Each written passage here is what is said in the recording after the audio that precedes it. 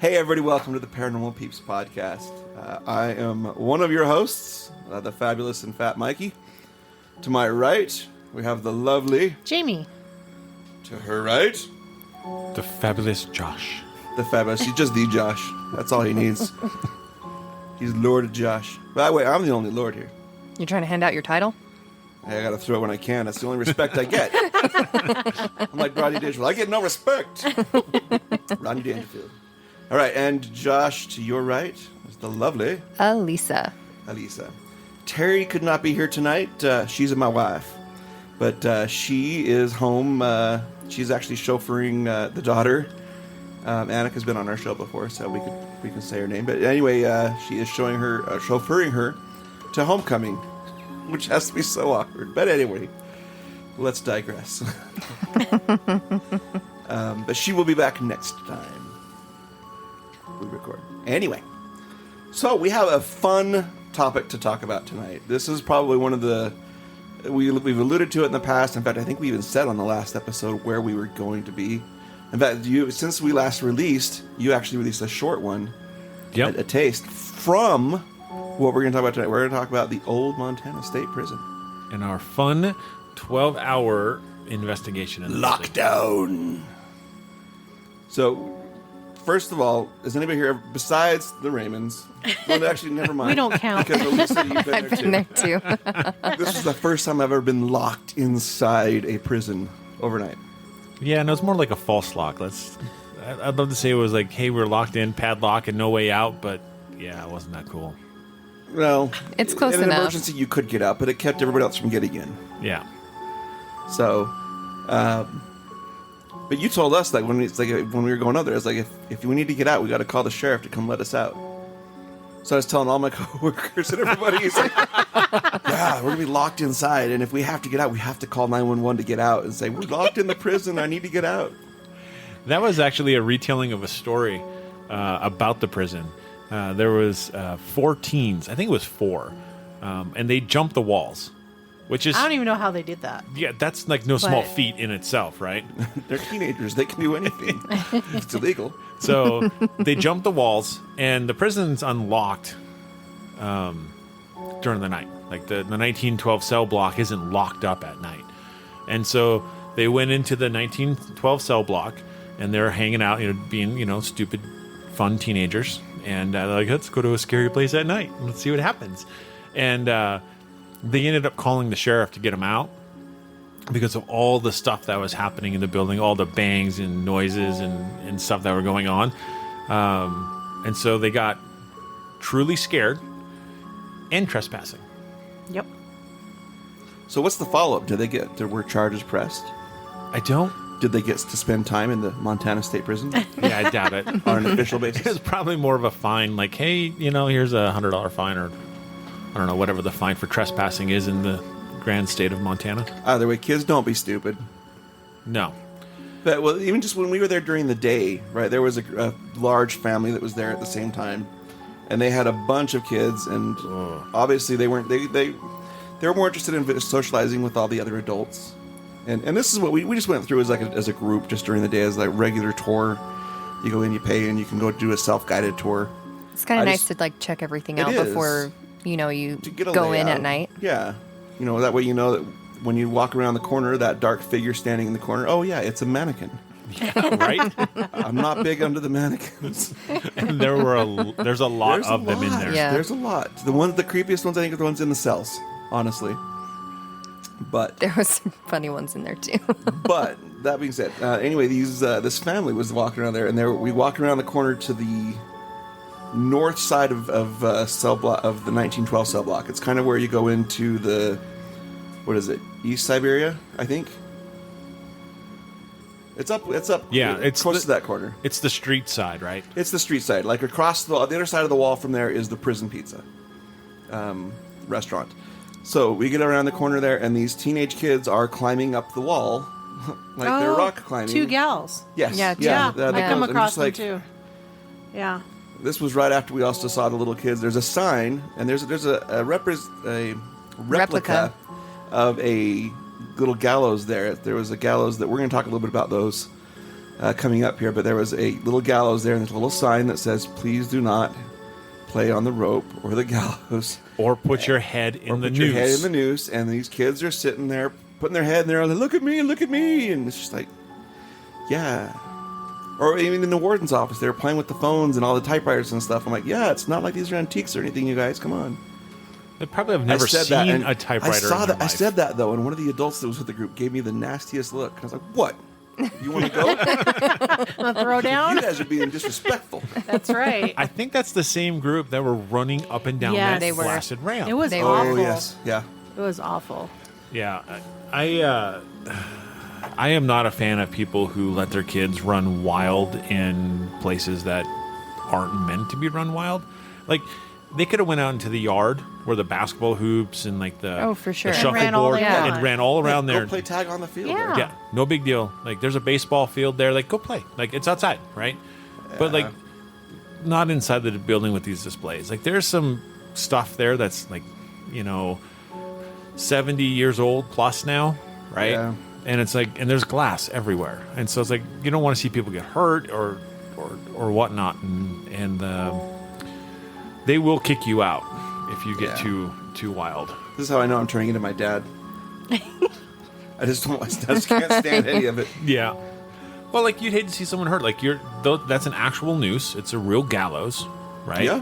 Now it's not a drop door gallows like the current day stuff, but like, it's still a noose, and thankfully it's thankfully it's low to the ground, so like the chances of actually hanging yourself are nil. But you still don't want to see someone get hurt. Yeah. So if you ever go to the Montana State Prison, just leave your kids at home. Or watch your kids. Just teach them. Yeah, watch the kids. Teach them to be respectful. Yeah. Put them on those little leash backpack. Because the prison's old. It is. Very old. It's 102 years old. At least 102 years old. For the newer stuff. For the newer stuff. Yeah. And it's older than that for the rest. And so, like, it is crumbling a little bit, and it is kind of like parts are falling apart, and they're fixing them. Kind of like me. Yeah. Aren't we all? Called age, right? They're fixing it as best they can, and they're doing their best. But, like, it is still an old 100-year-old building. Like, let's not be silly and get hurt. But all of that was because these two teenagers were climbing the wall, and it triggered that emotion. So, sorry, I was triggered. You can cut all that out if you want. All right. Well, let's talk about it. So we did do the walkthrough during the day. It was interesting to have my daughter talk about the things that she felt, because we weren't going to have her as a teenager be there overnight. It's just not quite safe yet for teenagers to be out investigating horrible places. And she's a little sensitive, so we just didn't want to take her in overnight. But it was interesting getting her take on where she felt things and what she felt. And I don't know. It was just fun being there during the day and seeing it. Because then when you go back at night and it's all dark, it's creepy as hell. AF. Creepy AF. I love how you were staring at me when you said that. That's his verbal check. It was my, oh wait, I'm about to say something bad. So, if you guys aren't aware, Elisa has this little squirt spray bottle. And every time I cuss, she sprays me like a cat that's doing spraying a cat that's on the furniture. Yeah. I'm good aim too, so I can. She didn't like she wasn't here for the episode, but she didn't like the F-bombing? The surprise, mother. You know what I'm talking about. Go back to the game night one. Yeah, the sleepover games. Yeah. So, I'm going to be better. So, you guys went into West Siberia in the daytime, right? Yes. What did you think of the Ratman sculpture in West Siberia? So, I was glad I'd seen it on a video before. We'd watched videos on YouTube, and so I'd seen it before. I knew it was there. I'd forgotten it was there, but it's like, I remember seeing this on the video. It makes no sense why it's there or for what reason. Was it made by an inmate or something, or was it just something somebody put in there just to be goofy? I know the story behind it. Oh, do tell. So they had an art exhibit or exposition. Exhibition? Yeah, exhibition. and they had a bunch of local area artists, and they did art associated to the prison, right? And so this one artist, and I don't have their name, but they did the Rat Man, which is actually Miles. It's his face on the body of a rat.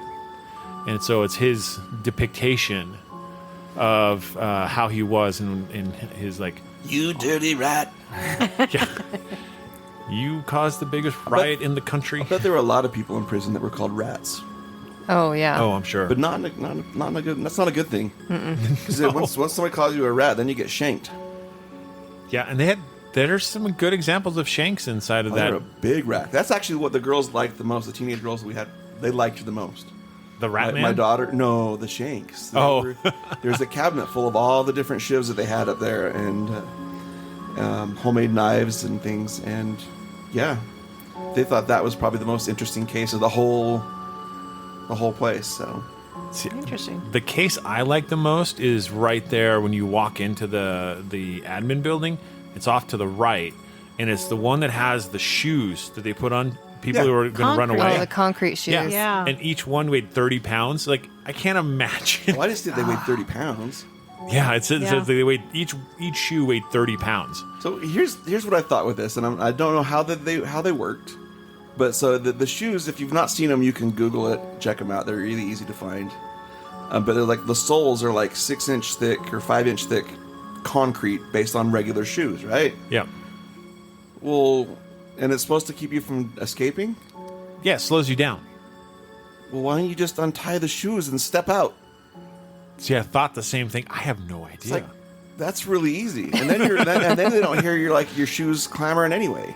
Plus, it's easier to scale the wall with toes versus actual leather-soled shoes. Well, you got to remember that the one thing that we don't see anymore, because we only see the walls, right? The actual fortress-looking prison that's there. Right. But that prison was on, it was like 50 acres or some crazy amount. It extended beyond the walls because there was the turkey farm, and then there was other stuff that was out there. And so, like, they were beyond, there's a chance that they were probably beyond the walls, but there again, why would you put an inmate who's a flight risk beyond the walls? Yeah, I don't know. Maybe they were constantly in there. I don't know. Yeah. But imagine wearing those shoes and then going up and down the metal stairs. Oh. Imagine falling down. That'd be horrible if in those shoes. Just falling in general. Right? Yeah. Otherwise, they kind of remind me of like Kiss boots. The band Kiss. Oh, yeah. Who's playing here next week, by the way? Oh, Coming to Utah next week, end of the world tour. Yeah, you're coming to USANA, aren't they? Yes, they are. I just gave away tickets at work. What fun. Yeah. Anyway, so the prison, that's the girls like that. Anyway, so as far as the Rat Man, going back to what you asked. Yeah. It didn't really creep me out. It was just weird. Yeah. And I felt like where its placement, it was just down there. And it's an area they call West Siberia. There's an East Siberia and a West Siberia. It's underneath the 1912 cell blocks. And they are basically kind of like a solitary confinement type cells. Really dark. It's dark. They're cold. It's like concrete. Very old, worn concrete by now. But yeah. It's not a place that is. It's not like it's up with all those bunks and sinks and toilets and stuff. It's just dark, cold. It's a dungeon, essentially. And it'd be miserable. It would be miserable to be down there. And they called it Siberia because it was cold. Right. So you can see it better in East Siberia, but there's only like one heater in those areas, and we're talking about radiant heat, and there's nothing else. So it's basically just enough heat so you don't die, and it's just gonna be miserable in there. But that was where Miles spent. So before the 1959 riot, that's where Miles spent his time. So I'm wondering if they put it in his cell. Was why it's in that spot. Oh, that could be. Mm-hmm. So I've always thought, though, it was like George Bush. It does kind of look like him. It kind of does. Yeah. It looks like W. I'm going to have to pull up a picture of it. As far as Miles, for all those who's at home, I don't know if you talked about this on the last... we did not. So we'll give a little bit of history on it. In 1959, there was a riot. There was two gentlemen that propagated the whole thing. There was a guy named Jerry Miles. He was like a career criminal, been inside a whole bunch of other prisons, Alcatraz. In fact, he actually sought out because he wanted to be in the Montana State. You get to the point where they can't thrive without being in prison or being locked up. It's their safety zone. And so anyway, and he's 43. He was older, and then he convinced this other young guy named Lee Smart, who was 19, who was in prison at the age of 16, and he had a bit of a crush on Miles. I did not know that. Yeah. Did Miles return the? No, it was prison. I don't know. It sounds like he just used it. Yeah. Yeah. Makes sense. It's kind of like Vegas. What happens in prison? Yeah. We just don't talk about it. But the thing that I found interesting about that whole thing is that they had a 16-year-old, a minor, A couple of them, actually. Yeah. in prison with a bunch of hardened criminals. Like today, you wouldn't. There's no way a 16-year-old is going to go to be in normal lockdown with prisoners. Yeah, no, that was the thing that I thought was interesting, reading about prisoners that were there. And we'll come back to the investigation, actually, here in a minute for all of you at home going, just talk about the ghosts. This prison was interesting. Like, there was one group, there was 3 males and 1 female that had committed a crime up there not far from Deer Lodge. In fact, it might have been even in Missoula. But where they lured a guy into an alleyway, robbed him and beat him up, and then he ended up dying. But they stole a car. They went on this big road trip spree. In fact, they got down to a place called Smithfield, Utah, which is not far from where we are. That's up near Logan, if you're Utah. And the one guy ditched the other 3 and took the car, and he actually went back up went back home up to Montana. But the other ones were all caught in Colorado. But yeah, the girl was 16. There was another guy that was 16. There was another one that wasn't charged because he was a minor. Because he was younger than 16. He was maybe 16 to Golden's, but he was like, I'm assuming he was 14 or... Yeah, and the guy that they beat up, eventually, he had actually died in the hospital. And so they were charged with murder, and they were sent to the old Montana State Prison.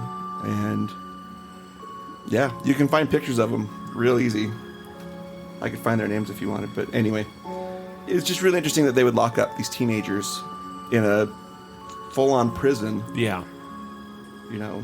Yeah, nowadays you get sent to juvie. They go to juvie, and then if they get sentenced beyond that, they turn 18, they'll send them into the bigger prisons. But yeah, that's the part that I found crazy, because you would think that if Lee Smart wasn't actually in that prison and not influenced by people like Jerry Miles, that he wouldn't have actually been part of the riot.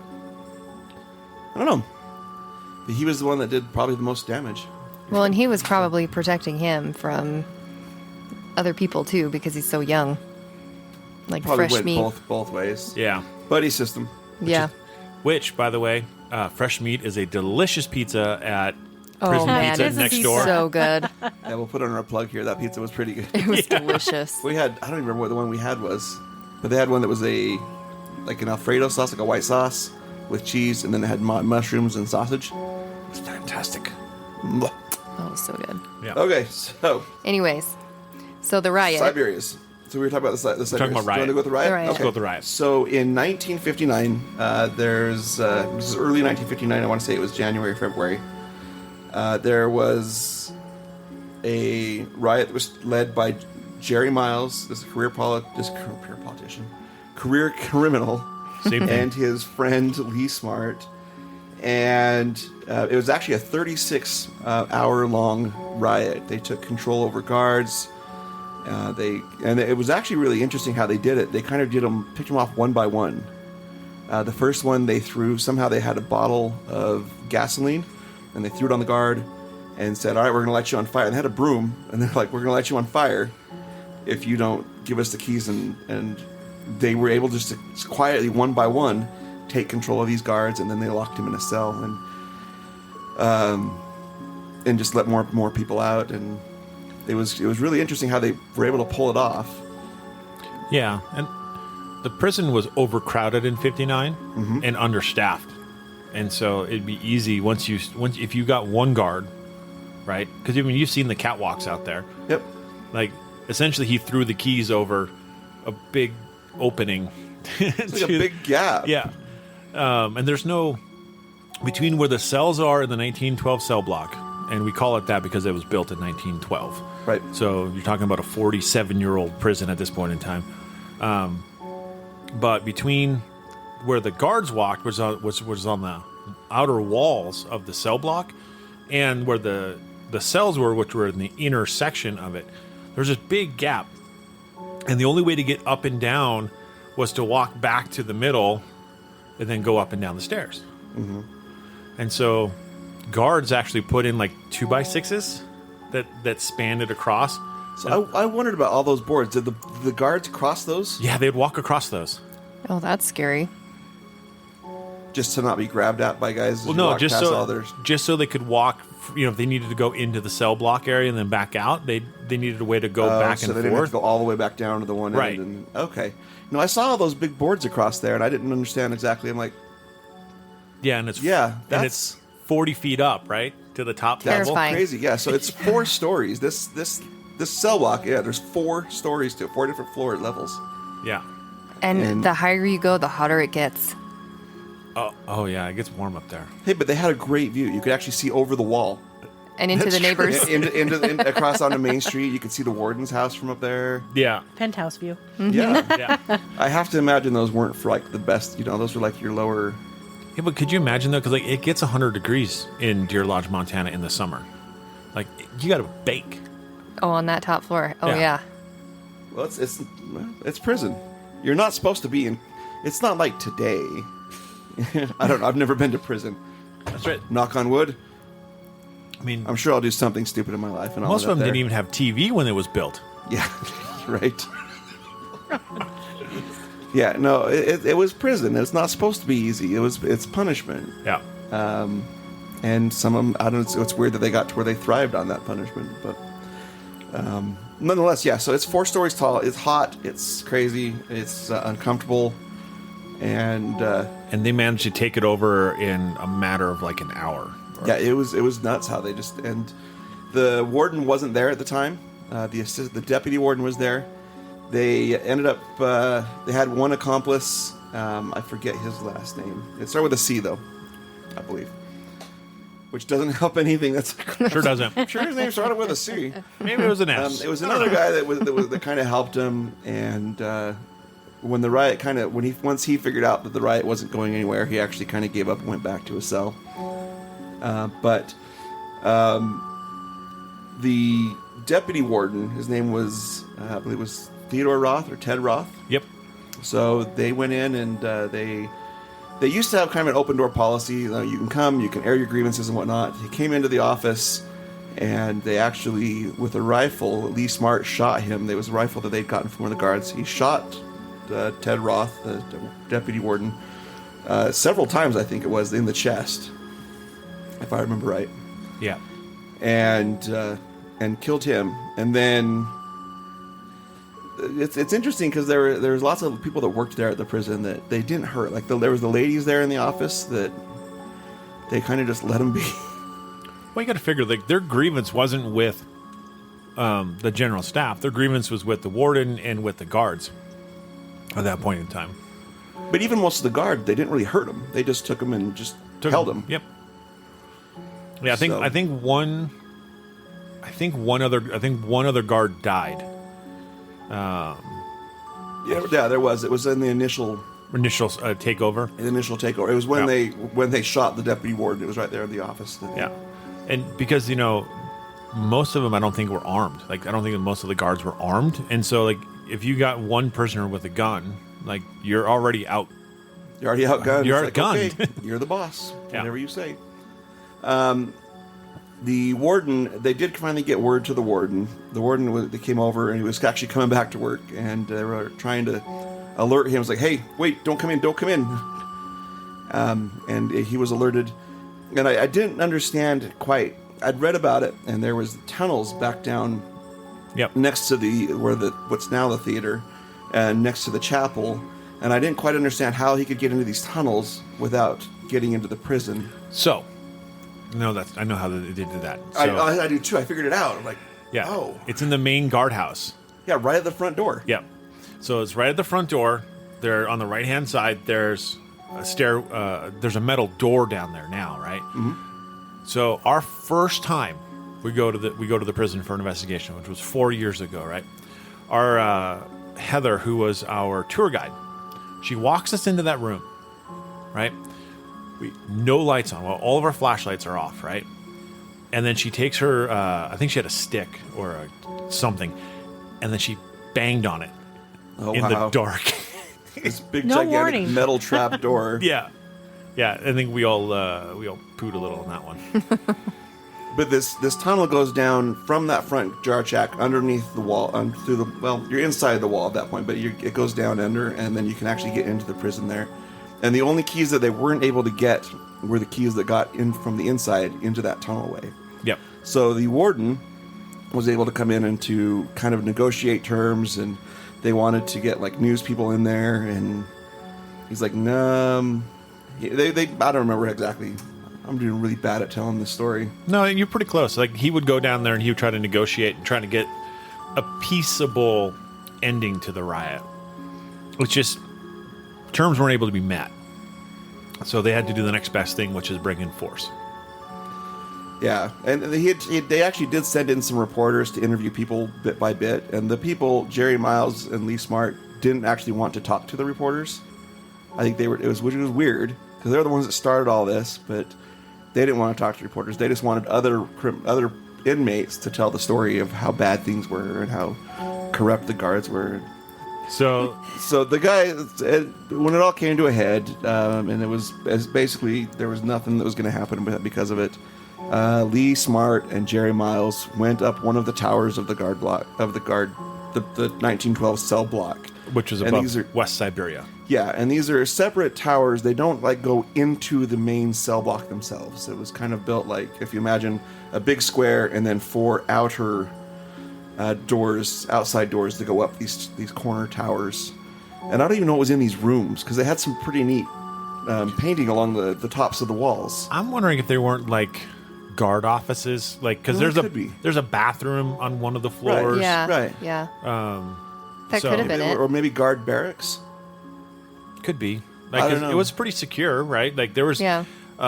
second or third floor in 1912. There's a door that leads into that section. I don't know if you looked up and saw it, but it's up there. So you can go into that tower from that. Is that where that little round turret is? Yeah. Okay. Or you could go in through the well, we went in through the bottom floor. So Okay. Yeah, maybe. But it was actually fairly non-prison-esque as you're going up there. I mean, it's a metal staircase, but still, the rooms were fairly not prison-esque. Anyway, so Jerry Miles and Lee Smart run up to the top of these, and they figure nothing's going to happen of it. They're trying to figure out their next move, and they actually end up. The National Guard is called in, and one of I don't know if it was even ordered to do it or if he just got trigger happy. no. So they were ordered to do it. So what they were going to do is they were going to take back when they brought in the National Guard, they brought in the force, right? They brought in troops, they brought in guns, they brought in at this point in time heavy artillery. Yep. And so they were going to quell the riot by force. And so what they ended up doing is they knew that Miles and Smart will hold up, the masterminds, so to speak, were holed up in this tower. So they actually took out an old-fashioned bazooka, something you use to take out a tank, and they fired 2 shots into the side of that tower. I don't know if they were hoping to kill them or just disorientate them. But after that, the National Guard, the soldiers actually stormed the tower, and right as they hit the bottom of those stairs, that's when 2 shots were fired. Yeah, 2 shots. It was Lee Smart shot Jerry Miles in the head, kind of ripping off his jaw, actually. Yep. Or at least a piece of his jaw, and then he ended up shooting himself. But what's funny about this bazooka shot, right? You look up at it, and it's like, you would think that a bazooka would do a lot of damage to But this it didn't look like it did that much. No, it's like it put a little dent in the thing. In the bricks. In the So- corner of the window. Yeah, it's just, I mean, it looks like it's been kind of mortared and kind of tried to fix it a little bit, but I would have thought it would I have would've gone like- through it. Yeah, like destroy the whole tower. Like half the tower is gone. No. No, That's how they used to know how to build stuff back I in the know. old days. it's either that or it wasn't really that strong of a bazooka. I don't know. Yeah. Either way, the actual bazooka is there in the Admin building. admin building there. It's been in a big case behind bars, so you can't get to it. But really interesting. Yep. But there was I believe it was one of the guards that was going in and going up the stairs to go to get to these two inmates that they'd heard the shots, and it was dark, and he had slipped on the stairs, this final stretch of stairs going up to the top, and put his hand down, and there was like something hard and wet that he put his hand on, and catching himself, and then they got up to the top of the stairs and discovered the grisly murder-suicide, and he figured out that thing that he'd put his hand on was actually the jawbone of Jerry Miles, and he took it home. It was a souvenir that was Ew. kept Ew. that was kept until not too long ago, not within the last decade, I think it was, that it was Yeah. actually brought back and given to the prison as like, here, put this in your museum. Yeah. They have it in a little shadow box. Why would you keep that? Yeah. Well, now it's a trigger object. It is. Well, would have been nice if they'd had that out for us to play with, but they didn't. Didn't ask. Yeah, but I don't we I- have a picture of I that probably somewhere? We wouldn't- do. I probably wouldn't have asked anyway, even if I could. I keep forgetting to ask. But that's because Ew. Heather is no longer with the prison, and so I don't ask those questions anymore. You don't feel like you know them well enough. No, don't know them well enough. Well, they were gracious enough to let us come invade their prison for the night. So, yeah, so that was the riot. So that's what Jerry Miles was. Rewinding back down into that little rat rat man thing. And, yeah. All right, So, let's get on to the night then. let's get into the night. So we're back there at dark. Anyway, so for us, so you now, Josh, you had your friend there, Travis. And so you took him out just kind of first thing because Yep. he could only stay for a little bit. Yeah. And so you guys went out. Well, we kind of, I don't even know what we were doing. We went over to the hospital, didn't we? That's right. The first place that we went was the hospital. I kind of followed. Elisa and Terry were kind of led the way, and I was just trying to catch up. And for some reason, they wanted to go to the hospital wing. So it's its own separate building in the yard. It's not, doesn't have all the bars and everything on it. It's just like its own little, it's like almost like a little warehouse type of thing.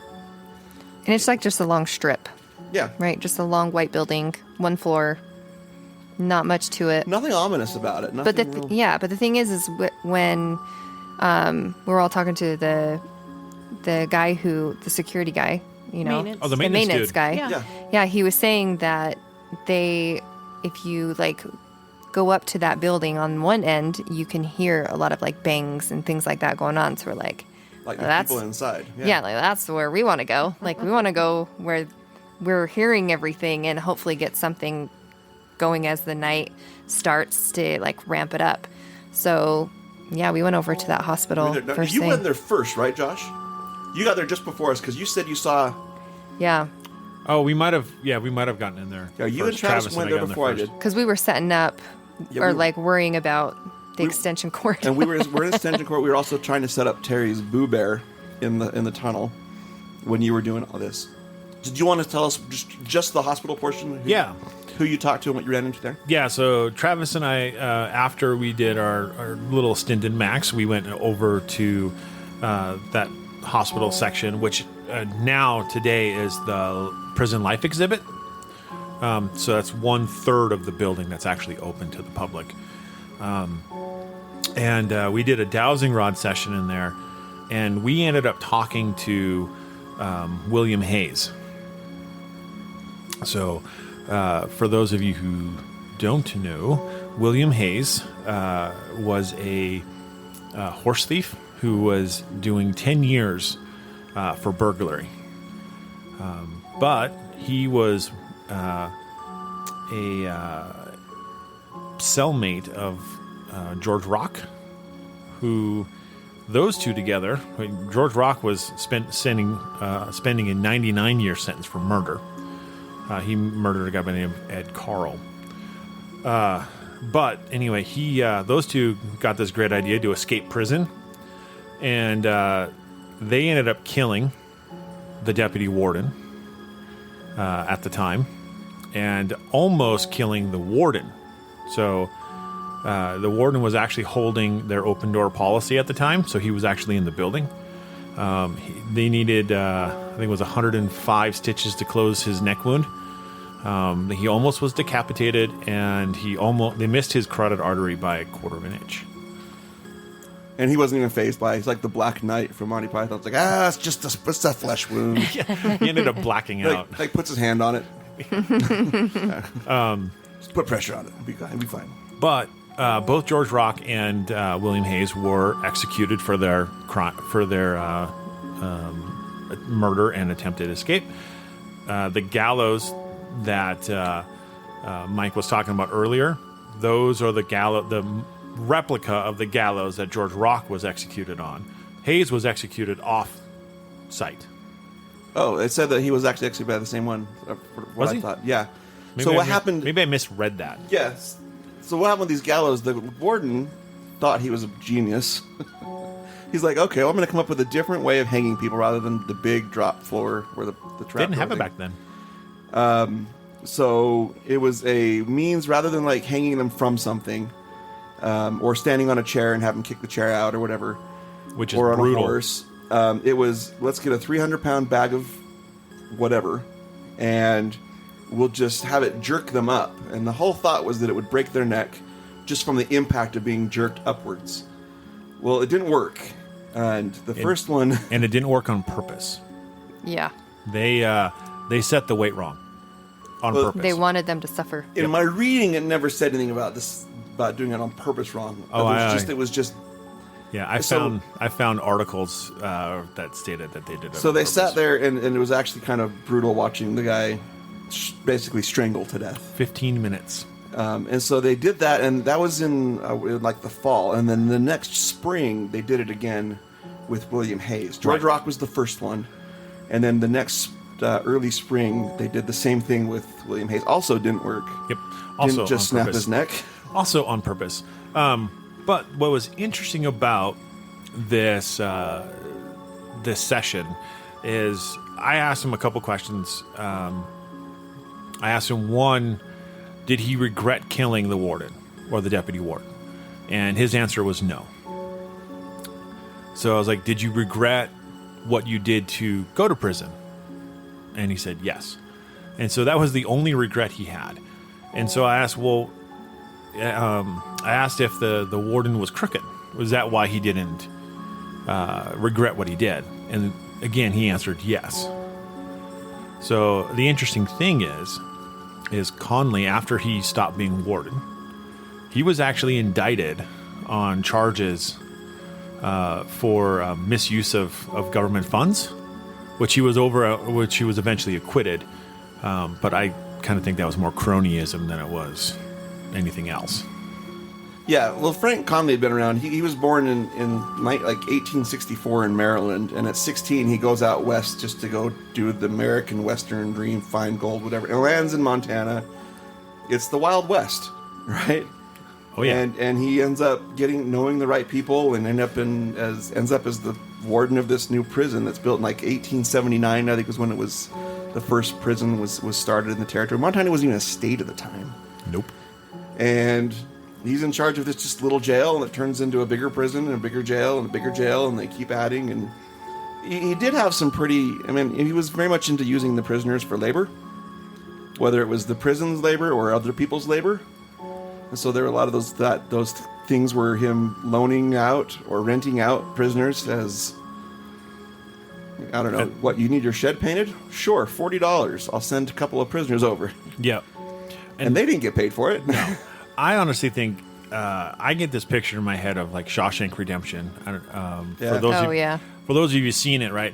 There's a scene in there where the warden gets paid. He gets paid with a pie, right? And he's like, "Oh, my wife baked you a pie," and then he gets his pie and he looks under and there's an envelope full of cash, and so I have a feeling that's what's happening. So he was like getting a double dip, right? The state of Montana, because it was a state at this time.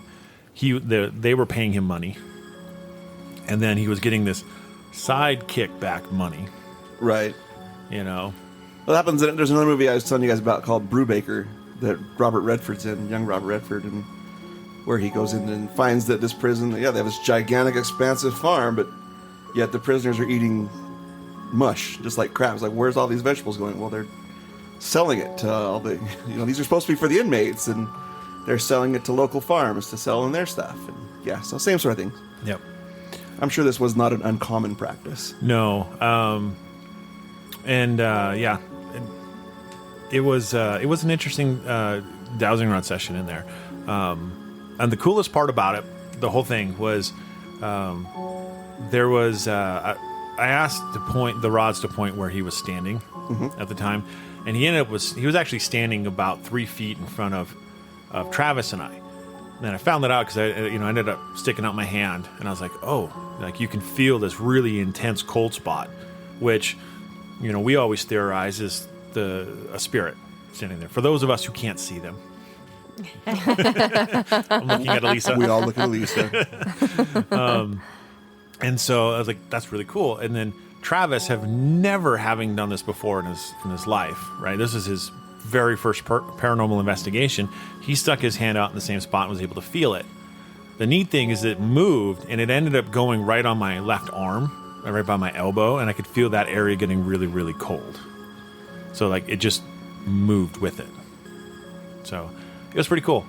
And then we left because it's like for like doing dowsing rods can wear you out. Like can get you can just get drained. Right. So we went in there. Elisa and Terry went in there. Lisa, why did you guys go in there? Well, because I heard it was supposed to be active, right? So I was like, all right, I'm beelining it over because I want the night to start out good and hopefully get something and just keep that rolling. So yeah, we went in there, and then right when I walked through that door, I saw with my actual eyeballs something forming, like in the process of forming, and you could see legs and a torso, like halfway up the torso. And then like once I got in there, because I was double taking, right? I'm like, I can't believe I just saw that. And then it was just gone, just disappeared. And it was, as soon as you walk through that door, it was in the back right corner, probably up a couple feet. Back right corner, so it'd been right in front of you when you walked in the door? Uh-huh. Oh, Yeah. That's cool. Yeah. So that's why that's where we started our investigation. And we also did a dowsing rod session right there. And we also felt the cold. So That's cool. yeah, I was like, okay, he's right here, guys. Put your hands there. And so we're all... Here's what's funny. So he liked Elisa, and he liked Terry. He didn't really want to have much to do with me. I was like, well, that's rude. But that's how it works. You get two lovely ladies, and you got the fat slobby guy. And I don't want to talk about He it. ended up liking you. He did by default because you guys said, here, I'm tired. But like, so he would make Elisa's K2 meter Oh, it go was nuts. going crazy. It was awesome. But I would take mine out and I'd go put it next to it, and mine wouldn't do anything. And he was doing that on purpose because he liked her, didn't want anything to do with me. I'm like, that's just rude. And so, anyway. But Terry go ahead, had, continue. yeah, so Terry had the rods. She started it off. And, Now, you actually said that he wanted to talk to her. yeah. So for me, I can tell emotions, feelings sometimes, I can't say that I'm always right. I mean, that would be dumb to say that I'm always right, but I'm not. So, but it felt like he wanted to chat with Terry, is what it felt like. So I was like, Terry wants to talk to you. Let's use you as with your dowsing rods, because she's really good at that. And of course, it was like perfect. It was working out great, right? And she actually asked him, is it because I'm wearing a brace? Yeah. Because she had an arm brace on. So what we found out is we couldn't find out his name. He said that he didn't want to share his name because of the prisoners, right? Yeah, they weren't allowed to give their name when they actually worked there because of the possible retribution. So they I guess they used pseudonyms. I don't know. I don't know. So we named out a name and we're like, no. And then I had James popping in my mind like crazy. It was like, James. And this is kind of what we do when we can't figure out a name. We just make one up, right? And then we'll go until they like the name. And that's what, so then we can identify them instead of just saying spirit in this room. We can say, Can we call you Matthew? yeah. So I said, okay, can we call you James? And it was like, yes. So we started calling him James. Found out he was a nurse there, and he had a family, and he had 2 daughters and a son, and that his wife had passed on, but he wanted to stay there and take care of that area. He was taking care of the prisoners still. Yeah. A loyal practitioner right there. Yeah. So, once Terry got hurt because of her wrist that she's having an issue with it, after a while, the rods, it was getting hard to hold.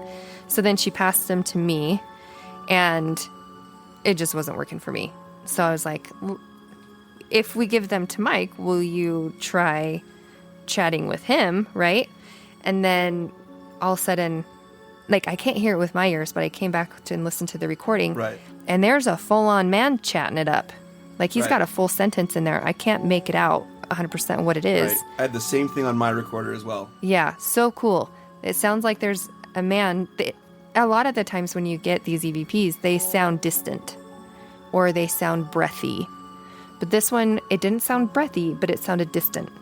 Yeah. Like he was in another room, right? So, and you know when you hear somebody in another room, it's mumbly, it's not fully clear. So that's really what it sounded like to me. But it was a full sentence, and he ended up talking with Mike, and Yeah, it was actually pretty cool. In fact, I actually, in my recorder, got a just after that. So I tagged that, and then I heard him a kind of a it was like a gust of air that was blowing into it, but you know, it wasn't near any of us. You know, it wasn't near any of our mouths. It was down, you know, in front of us, and so yeah. don't know if that was him or not. I don't know. But it was actually, it was really neat. He liked to stay there. It was kind of a sense of duty to care for the prisoners there. And I'm like, well, you're the only one? He's like, no, they have shifts still, which I thought was interesting. You know, so he gets relief. Where's he just go? But it's like, why would you stay here? And it was just out of a duty to just doing his job. We'd asked him if he'd seen a lot of gory things, and he said that yes, he definitely has seen his share of horrible things. I don't know if he was there during the 59 riot. Mm-mm. But he did say that there's all sorts of things. Prisoners are always beating each other up and, you know, shanking each other, and so there were plenty of things he'd seen. Yeah. And I also got another EVP, and I can't tell if it's a young man or if it's a female. If it's a young man, it'd be like a boy almost. Is this in the hospital? Yeah. Cool. Yeah. So, and this one's like 5 minutes later after that one, after I handed you the rods. Mike is asking, do you know the shave and a haircut? And so we do that often when we're hunting to see if we can get a response, like the knocking response to sometimes reply. it works. It's worked. It does. Amazingly. Yeah. So he's asking that question, but I knew that there were other spirits in that room, but they were back in, it's kind of like a square that you can walk around, right? And they were in that far left side. And so I'm wondering if there was conversations or whatever was going on, but I got either a boy somehow or a female saying, that's why, for my EVP. It doesn't go along with anything. Maybe that's where that mumbling that sentence came from, was over on the other side of the wall as well. It could have been, but I got a female or a boy saying, that's why. So I'm like, what were you talking about? Yeah, right. With James, the only reason that he did let me talk to him was he liked that I was respectful. I kept calling him sir. Yeah. And I thanked him and was just kind of, you know, thought it was cool that he was immersed, and that I called him sir. So he was like, all right, he's a polite kid. And then when we left, go ahead. when we left, he was like, thank you, goodbye, goodbye, thank you. And I'm like, Yeah. thank you, sir. And it was just like, doctor. I know, but doctor. you know how like you go into a place and you're expecting like to feel it thick and heavy and scary and, whatever. And for us, we're like, yeah, but when we left, it was like, that was so good. Don't you just feel better? Like, it just Honestly, was, like the That's scariest awesome. thing in that hospital was there was a point where we got a really strong smell of a skunk. oh, yeah. And I was afraid that a skunk, I mean, it was strong. It was bad. And I was afraid that a skunk might have wandered. So I'm sitting with my flashlight, like, click on, looking over at the door. I'm like, watching, because I don't want to get cornered in there by a skunk. No. So that was pretty much it in that part. We kind of left it there and moved on because there's so much space to cover at that Yeah. place. So where did you guys go next? Well, what were you doing at that time, Jamie? I was doing the grunt work of trying to help Stacy. I sent him on a wild goose chase to go find a extension cord. Came up empty-handed in all 3 spots. So apparently people are hoarding those now too. So That and everything closed at like 5 o'clock. well, it's Deer Lodge, Montana. Come on. But so after he came back, we walked out. We locked the gate, and then went out to his car and fished around for some tools. And he ended up being able to fix that extension cord. So that's what we were doing. So wait, so Stacy actually fixed the extension cord? Yeah. He did. It was He a- took it apart and he fixed it. It was a loose Yeah. ground. Wow. Way to Yeah. be, Stacy. Yeah. Wow. Yeah, that was awesome of him. And that was our silliness of not being prepared with an extension cord. And the whole reason why we needed it or wanted it was so we could record the podcast that On you guys location. listened to Yeah. Last time. week. Last week. Yep. Or last 2 weeks or whatever. Last episode. So it was a bit of a frustration on that point. Yeah. So, and we had some other frustrations too, revolve around getting power and making sure we had the right things turned off and turned on, and it was a bit of a rough start to the night, but It worked out. it did. It all worked out. So after we got everything fixed, where'd you go off to? I don't even remember. Didn't you and I go off somewhere? I don't remember. We did. We took some video at first. Yeah, we went out and did some video shots that didn't seem to turn out. No, they did not. It was a good try, though. It's a great idea. Yeah, in theory. Just didn't work. No, Now I am trying to remember. nothing was it until we recorded. Yeah. So where'd you guys go? Well, we did do, while we were out there, Terry did go live on, I believe it was Instagram, was it not? Mm-hmm. And they had some great conversation. People were tuning in. There was like some of our friends from the UK were actually in there, and they were talking to mention, chatting. And here's the thing that sucks. So when you're live on Instagram, it doesn't save everything. 'Cause she wanted to go back and like reply to people who had commented. And so once it was gone, like it was done, it was gone. Mm-hmm. So it's like, oh! So if you were one of those, thank you for chiming in. And sorry we didn't reply back to you because we thought we could go back. But tech novices, I guess, right? I don't know. But there are some live videos, I think, on our Facebook page. Or some videos that we posted. I'm not positive anymore if they're still there. There's one live video on our Facebook page. On our Facebook page. See, at least Facebook will keep it. Instagram, Yeah. Well, on Instagram, we did a couple of reels that you can go and watch. So that was fun.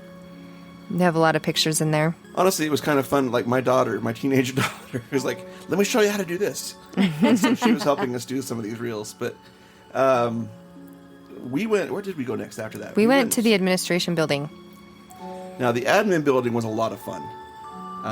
Besides being where most of the different, I mean, that's a huge building. You look at it and you're like, oh, it's a 2-story white building, and it's probably only 50 yards long and maybe 20 yards deep. It's not huge, but there is so much in this building. So many different little hallways and Yeah. offices, and we were following Elisa. We walked in the door, and she goes, "We need to go this way," and like, let's go that way, and because you could hear somebody talking. Yeah, so there was a guy. Jamie. Terry's not here to say it, so Jamie's a robot. Sorry. So there was a young guy that I caught on to, and he was in the back where all the women were working and typing and a bunch of desks back there and stuff. And I felt like he was eager, really eager to want to chat it up. And I would say he was like 18. You said he was like 19-ish, 19, blonde yeah. hair, Yep. blue eyes. Yep. And I just said what I saw, and then you guys with the dowsing rods would confirm. Yeah. You said, Mike, he wants to talk to you. I'm like, oh, good. Somebody actually wants to talk to me instead of the ladies. And I don't remember what we named. I don't know if we ever decided on a name. Mike, we did. But I don't remember. I figured at that point, it's like, let's not waste time trying to get a name. It was like, were you an inmate here? How many are here? And we just started going nuts with it. And he was actually really responsive. He liked the Ghost Meter Pro. Mm-hmm. He liked all the other toys you had, though. But I don't know if you know this, Mike. So when you were showing him the Ghost Meter Pro, I got an EVP. Nuh-uh, I didn't know that. Yeah. So you're showing him the Ghost Meter Pro, and he goes, "Oh yeah." Like, "Oh yeah, okay. Like, let's go. Like, let's talk about it." You know, like it was really cool. So it felt like, you know, there was a lot of eagerness coming out of him. Like he wanted to chat. So we just got right into it. I know we were explaining a lot of the things. I know going back and listening to it, we explained because, you know, at one point, like Terry had her cell phone out and was texting. I think this was in the 1912 cell block at that point. But they were all gathered around. She pulls out her phone and like they're like back off, like whoa. She's like, it's okay. And so we were like trying to explain, like, this is a telephone, kind of like we had on the wall, and this is all these things that we can do, and this is a video camera, and just trying to explain to spirits who might be old and not have seen these things that this is what this is and this is what it does. And but we were talking to him, and he was actually very responsive with the dowsing rods, but he really liked that Ghost Meter Pro. And at one point, Elisa had, you know, in your mind, you told him it's really not that hard. Well, I was like, no, I think I said it out loud, didn't I? No, I was in my mind. It was all in your mind, yeah. So I was sitting there at one table. I'm on kind of the other side of the room, sitting by myself, and I got like I was just telling him like what I had around me. I'm like, this one's, you know, they're fairly easy to use. You just have to go up to it; it'll go off. Like you don't have to use a ton of energy to do it, and. In my head, I instantly heard like, you go, it's not hard to do, and you want me to say it? Just don't say the actual word. It's like, yes, it is. Yeah. Yes, it is, bit. And I'm like, whoa. I'm like, don't talk to me like that. Terry and I are sitting there, all of a sudden, at least like, hey, now don't talk to me like that. I'm like, wait, what? I didn't say anything to you. And she's like, I'll respect you if you respect me. And she goes into this big thing. I was like, what's going on? He's like, he just called me a beast. And I was like, because we felt what ended up coming is this eager guy, right? So I think this was a different spirit. I don't think this was the same one that you were chatting with, that young blonde. So it was like all of a sudden I had these, like I was being shown a riot, as you know, I don't know what one it was or if this was real. I don't know, but I kept being shown like all these men going down the cell block, going like they're like charge, you know, and so it was like all these people in the administration room that we were in, all at the same time. Do you remember how they all got there? We got there and like he was the only one there. Yeah. And then she's like, so I was like, does anybody else want to talk to us? Like, I don't know, I'll go check. And so she could hear him like, he's running down the hall and, hey, you guys, come in here and talk to these people. Well, and we actually heard a couple of bangs during that time. Yeah, he disappeared down the hallway towards the cell blocks to go get more people to come back. And then in the cell blocks, we heard, I think, we heard some tappings. Yep. And then we heard it sounded like two little pebbles getting thrown. Too. So it was kind of like, well, that's cool. And then what else? And then he came back. And then he came back and he was talking to us. And just having conversations more than anything. I don't think there was anything too particular unless you guys got any EVPs. No, I did get a really good EVP there. It was with this young man, and I was like, no, I had the Ghost Meter Pro out there, and he was really good with that. And I had the K2 next to it. And I was like, can you make that light up all the way up into the red on the K2. And I hear you, if you go back and listen to it, and we're going to try to put it in here. I'm going to have to see if I can get Josh to insert it, if you guys can hear it, if it works. You'll hear a no. And then you hear like because we always do like a 2 for yes, 1 for no on this Ghost Meter Pro. And so I asked him, like, can you make it go to the red? And you hear no. And then it clicks once for no. I'm like, no, that's okay. And it's cool when we get that clarification. Like, you get both of them at the same time to validate what you're getting. But the whole time I'm conversing with them, just looking at the machines and stuff, the instruments, and I didn't hear the no. But you go back and you listen to it, and you hear right before he answers on the Ghost Meter Pro, you hear a very distinct no. You know, very breathy whisper. And that's how most EVPs that I hear that we get often are. You know, they don't have voice boxes so much anymore, so that's kind of takes effort to make sound, and so a lot of times it is kind of a breathy. Yeah. And I wonder if it's like the reason why it's so breathy is because they use your minds to speak instead of their voice, right? Instead of opening their mouth. And so I wonder if it's like an unused talent. You know what I mean? To talk, like, if you haven't talked in a long time. I don't know. I have no idea. Just a thought. That's a whole episode in itself about why EVPs are the way they are. And, right? But no, so that was like, in what I've listened to so far, now I've got almost 12, at least 10 hours of audio to go back and listen to, and it's only been 2 weeks since we were there, and I'm just going to make all the excuses why I haven't listened to it all. And it's a lot. It is a lot. But that being said, that's like the best EVP I have so far. Yeah. And was that one. So after the administration building, we told them we would come back. We said, all right, guys, we have a lot of places to go. We will come back. Because there were more that had gathered around at that point. Yeah. And when we did go back, he was the only one that was there, was left. Like, nah, they didn't come back. Yeah, and for us, we were kind of like, okay, let's move on. Yeah. Because, I mean, after you inquire for so long, you're like, okay, let's... I've got most of your story. There's not much else we can get out of you other than just... So then we go on to the next one. So where did you guys go? So after that, we all met up and we recorded that podcast. So we took a little break, had a little food because it was, I don't know, 10 o'clock at night maybe? No. 10:30? Something like that, right? Yeah, it seems like it was about 10:30 or so. I know we had talked about going up to the Death Tower first, and then Elisa says, no, not yet. They're telling us to come back about 2. So we're like, okay, well, we'll go back later then. So yeah, we went back and recorded. Yeah, we ended up in Max after recording. Right. All of us. No, we all went to Max after. Yeah, except for Stacy and Karina. Yeah, they were out gallivanting somewhere else. They were in the 1912 cell block up on the multi-floors. That's where I found them. That's where you found them, but we couldn't get a hold of them for a long time. Yeah. For nothing. Yeah. Like, they had a walkie on them, and it worked. Mm-hmm. But we couldn't find them. No. So, and I don't know. I mean, it could just be all the metal, the wood, or not wood. Jeez, metal and brick associated to it.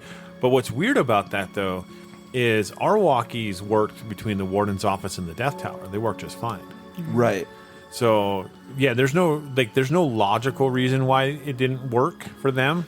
Well, at the same time, when we were up there still talking to this prisoner there, we were in the admin, and we could hear, there were several times where we would hear voices. Yeah. It wasn't coherent, but it's like... We were right below you, too. Who was that? Right.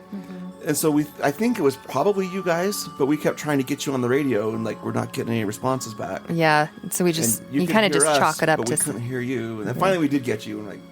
Yeah. You know. It's, even the best of technology doesn't always work quite right.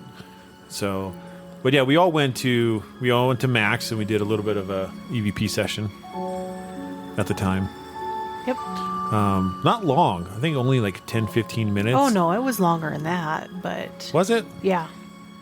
Time went by fast. It was like a good half hour, I bet you. The maximum security, if you haven't been there, is in a different courtyard all itself. There's a big courtyard that has all the main buildings in it, and then there's a separate walled enclosure on the back side, on the west side, where there's still more walls around, and there's its own building out there. It was actually built as the women's prison first. Yeah, it started as the women's prison, and then after the 1959 riot, it was made into maximum security. Right. It's the women were moved out to a new location. Yeah. And so it's creepy out there because it's a very different type of a cell block. There's a It's- whole nother it's- vibe in there. It's a whole nother vibe. It's not as it doesn't look like it's as humane. It's, it's really not, right? Because there's electricity out there, but there's no running water. I mean, there's no real plumbing in there. There's one shower in there. But there's not a ton of cells in there. There's probably There's not. about a dozen, Maybe. maybe 20.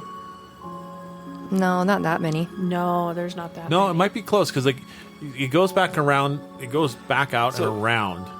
So maybe maybe a dozen and so maybe 18. The maybe question 20. is, I don't know what was in there when it was the women's prison because it was rebuilt and kind of configured to be these maximum security cells. I can't imagine that there would be that many cells for maximum security back then. Well, that's what. Or I guess, well, yeah. Women's prison, I Even mean. the women's. There yeah. were several women that were incarcerated there. And the funny thing is, or the disgusting thing is, because they didn't have toilets, right? They had to go in honey buckets, which is not the porta-john honey bucket. It's a bucket It's a bucket.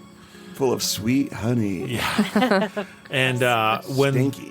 when the women would get pissed off at the guards, they would throw the contents at the guards. Oh, that's gross. Like monkeys. Yeah, like monkeys, Well, what are they going to do? Lock you up? right? Put you in It prison? can't get any worse. So Take away your TV rights? They didn't have those. So when Travis and I walked in there, right around the third cell, we got a very, very strong sulfuric smell. So, and it's happened multiple times walking into that building. Ew. So Jamie was there when the first time when we smelled that too, right? Yeah, So that was that first year. Yeah. when it was. Typically, those foul smells mean what, Josh? that means there is a type 3 or a demonic entity in the building, and there is one in that place. Although he likes it, whatever. It hangs out in the back, Yeah. mainly. So Does it hang out back? So in this little prison, this little separate building there are two cells back in the back that were created that have a pipe that runs at an angle that they could use handcuffs and then lock the people in, not only in the cell, but they're also anchored to this pipe. Was it back by those? Do you know what I'm talking about? yeah, it's in the back left corner. Usually Right. is where it hangs out. Right. So it will come forward though. Like if you Why not? entice it, like Yeah. it will come forward. Although we've never had it come forward, I don't think. Hey, demon, come I think forward. it's more that the females that come through in that area. Yeah. But that is also where Travis and I got an EVP. It was right in that spot. Cool. So what did you get? Yeah, what'd you get? It just says, hey. Is it a male voice, female Male voice? voice. Male voice? So it wasn't a female going, hey. Like, hi. Yeah. No, it wasn't anything that cool. Hey, sugar pops. No, but it was a hey, and it wasn't either one of us. It's always kind of rough. Like it's nice if you have two guys that are out investigating, and then you get a female voice, because then there's no chance it's one of you two. Right. But this was 14 seconds into our investigations when we got it. That was So quick. you guys weren't even sitting down yet. And we were walking in. They're saying hello. Yep. That's pretty cool. Yeah, and that cell has always creeped me out. I don't know if I ever told you that, but that cell always creeps me out. You told us that because you took us in there. And you're like, stop right here by this one. Do you feel anything? And it's like, personally, I didn't. I was like, it's dark and creepy. but no. So I wonder who's in there. Yeah, I've never had the guts to find out. We should have. I know. We should have. We should have gone in there and sat in there. Or was that Had one I known locked that, we would have. up? Was that one closed off? No, I think all those ones are open. I don't know. Honestly, I don't know. Because I don't know. we always go back in and Kind of that center space. the center space in the back right cell in that center Yep. space. Yep. Because there's a female spirit who likes to get frisky with the male population. She didn't get frisky with me at all, that I'm aware of. Now, the Type 3 did, actually. And I'll tell you that story in a minute. But we were... Yeah, like if you watch like Ghost Adventures, I mean, it's Ghost Adventures. But yeah, so take it with a grain of salt. But they were getting, touched and stuff there. Or Destination Fear was there and the male got touched there. And everybody else, other investigations, the men tend to get... So... A more credible source. I'm not a huge fan. You mean Brother Josh Raymond? No. Jamie's dad had an experience in there, in that cell. Oh, in that very back cell? Yeah. Yeah, he did. He was sitting on the bed, and he was in there alone. And he's just sitting there, and he's like, yeah, this is kind of creepy. And he felt right next to him. It compressed down like someone sat next to him. Mm-hmm. And he feels over there, and all he feels is a cold spot, but... There's nobody else. There's nobody. So it wasn't like one of those Dan Aykroyd, the fly goes... No. Pants come down, no. Buckle starts coming off. No. I mean, they are locked up, so it's like, hey, there's a man. Right? So, yeah, I mean, and that was kind of a cool thing. Yeah. Because that was your dad's first time being in the prison. Or not first time being in the prison. First time investigating in the prison. That was actually his first official investigation. That's true. Yeah, start him off in the deep end. Right? We tend to do that. Yeah. So we all went in there together, and Yes. we all kind of sat in this half circle in that bigger area of the... Kind of the big open central area there. Mm-hmm. And we set a REM pod down by that far cell that you were saying that your dad had a friendly encounter in. We'll just leave it at that. Friendly encounter. We didn't get really anything from the REM pod, though. We didn't. Nothing really ever set that off until Terry went and picked it up. Yeah. No, until you use the walkie. Walkie-talkie. Oh, no, the walkie-talkie totally set it off. That was a lot of fun. That's when we were trying to find Stacy and he wouldn't answer. Yeah. But it was totally setting that REM pod off. And then we got the dowsing rods out and found out that there was like 5 spirits in the room. Yeah, and there was one point where I was asking my spirit guide. I talked to her a lot on investigations. I was asking her, Mary, how many spirits are there in the room here?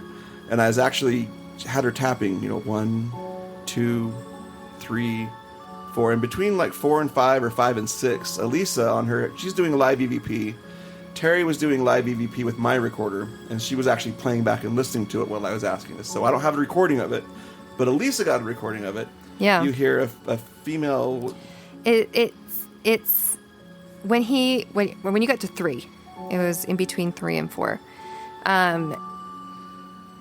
It sounded like a female crying, or it could be also like maybe a cough. I will imitate. Okay. That's kind of what I heard when you played it back for Wait, me. that's not crying and that's not a cough. No, It wasn't it was a like joyous. a. It wasn't. It's kind of what it sounded like. It actually sounded more anguished, Distressed. Okay. distressed, Yeah. rather than it wasn't Yeah. what you were thinking, Josh. I wasn't. It wasn't. My wife was thinking that. It wasn't happy moans. It was like an anguished, Her face. kind of like when somebody's really sick and they're just like, Yeah. Yeah. Yeah. help. Yeah. So I did get that. She actually played that back for us live, and it was like, that is so cool. Yeah. I was like, oh, I caught it because I I like was when she does these. because I was doing the live EVP session, so I was hearing them as they were hearing the EVPs as they were happening. So I caught that one. I was like, oh, everybody, do you want to hear it? Now, a live But- EVP session is where you have your recorder and you have headphones on. And so while you're investigating, you're listening to what your recorder's picking up, which oftentimes your regular naked ears can't. They can't hear. Yep. Yeah. So we've done this before. We talked about it at the Petite Meet, how there was the guy down there and Yeah. you were hearing things and then you're like, stop. All right, check this out. And she'd play it back. And it's just really cool. Yeah. So yeah, we did that, and that one worked out really well. So we got that, and then I also got a male who about 5 minutes in to us being there, I hear a deep male, but it's really it's electronic sounding, which is also it's not a common thing that you hear, but it does happen with EVPs, and I don't know why that is either, but I got him saying help in there. So then for me, at one point, that type 3, that demonic spirit, did come out, and I kept feeling something tickling one of the hairs on the back of my neck.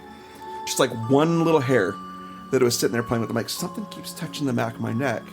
And then I felt it just kind of creep down my arm, and like my whole right arm was just cold. Everything stood up, and then I could feel it like it was petting my arm. And I'm like, it is touching my arm right now. And it was between you and Lisa and I. And you could feel it on your left side. I could feel it on my right side. And then I think we asked through the dowsing rods, and they said that it was the type 3. But it's like, well, this... Yeah, because that was She's petting after, me. because you two left. Yes. We went to go do start of an experiment. Yes, yeah, we did. which we will talk about in a minute. Yes. But yeah, that was pretty much. Oh, and I also got an EVP of a male.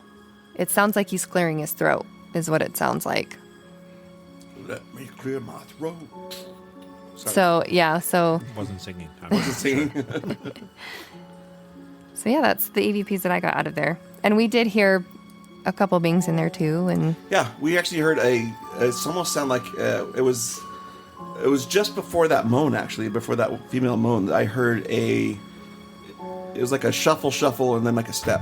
Like maybe I don't know, maybe she was dancing. over Oh, there. yeah, yeah. Shuffle, That's step, right. ball change. I don't know. But it was like and then a solid shoe step. But you guys were gone, and so I knew you weren't in there, and it was in one of the cells back behind us. But it was very distinct, and yeah, it was pretty cool. Here's the craziest thing for you guys. So I've told you guys before how I used to be scared to death of everything paranormal, and I went into this whole prison investigation very apprehensive. because you never wanted to do any I don't like prisons, and or I don't want to go to like crazy bins, mental hospitals. Those both creep me out, and I was really shocked at how calm and unfrightening everything was. It was all just fascinating and cool, and I was never really scared. I mean, there was definitely, you could tell, just respect it, but right. it was very much not a horrifying experience like I thought I was going to have. So I thank you guys for that, because that kind of, I mean, buddy system. I wouldn't go anywhere alone up there. I mean, you're probably going to have a completely different experience if you were all by yourself. Oh yeah. Probably not in the good way. Right. We No. know what that happens. We've Yeah. seen that people go off the. That's why we deep use the end. buddy system. But it was just very intriguing to me how mellow it was, and I mean, yeah, sure, there's plenty of spirits there, and there were plenty of communication. Just I didn't try to get shanked and raped and beaten, and I don't know. You came out okay. The living are often more scary than the dead. That's what I'm. Agreed. Oh, 100%. absolutely. Agreed. So, where do we go after that? So Jamie and I left you guys, and we went and started an experiment.